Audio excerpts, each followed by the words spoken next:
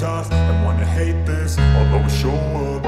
dama bëgg jox conseil ñi nga xam ni ba tey am nañu yaakaar ni war nañoo mën a nax sénégalais yi ak koo mënti doon noppalul quoi dépassé nañu jamono bi nga xam ni yow mi toog ci banc wala nga yor as tuut rek yaa ëpp xel ñëpp surtout nag jamonoy technologie ñun ñëpp a bokk yem képp donc képp ku doon pare moo xam vidéo la wala photo boo xam ne war na mën a taqal yàqal kii di président Ousmane Sonko ci xelu doomu aadama yi vraiment xool leen leneen quoi tey ñëpp xam nañ lan mooy deepfake te xam nañ nan nañ koy defee boobu moom échoué na d'ores et déjà lépp lu jëm ci montage moo xam photo wala vidéo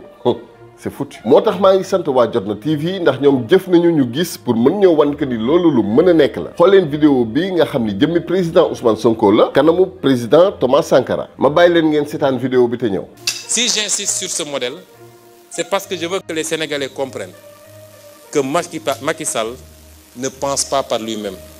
ne décide pas par lui-même et n'agit pas par lui-même. Il n'en est même pas capable. Macky Sall se fait dicter des lois. Il se fait dicter des comportements et des actes à poser. Mais il le fait quand cela rejoint ses intérêts personnels. Parce que obnubilé par un troisième mandat, si des gens lui parlent de la possibilité de voter une loi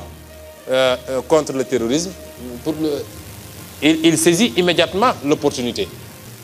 Mais il a son calcul derrière et je vais y revenir. président Ousmane Sonko ci boppam laay waxal dama laa bëgg yëgal ni yow sa bopp boo indi woon ay preuve yu palpable que nit ku bon nga nit ku yées nga lépp lu yàlla sàkk yaa ci yées dama bëgg nga xam ni su boobaa sax du tax ñu bàyyi la ñun toppewuñu la sa jëmm wala sa taar ñun topp ñu la ndax say kàddu yu neex sama askan dafa yeewu macha allah dañoo yëg dëgg bi nekk ci yow moo tax boo ñu waroon sax dinañu la topp président na xeetu vidéo bu nekk génn na waaye wax lu ko neex man moom waxuma sax ay waxu deep fake waaye deep real sax buñ ko gisee ngay def lu bon tamit ñun suñu yoon nekk ko ci ñun li ñu topp ci yow xam nañ ko te duñ ko bàyyi ndax ay affaire de mœurs dajale nga ñu ñàkk jom ak sago ci yow mindeef amul lu mu ñu mën a indil ba tax ñu bàyyi la c'est vraiment trop tard en tout cas lépp lu mënti xew nit kese nga te xaw ma kan de waaye man Jadid mën naa waat ni yaa ma gën ci côté yëpp maanaam boo doon nit ku bon sax que celui qui n'a jamais péché vous jette la première pierre. En tout cas su ma amee conseil bu may jox encore ces intellectuels là qui se pensent supérieurs aux sénégalais lambda wàññi leen seen galaaj ñu jam leen quoi waat naa ko ci yàlla ni sénégalais dafa yeewu bu kenn jàpp ni jàng na as tuut wala ceebam mën na niin rek mu foog ni moo gën ñëpp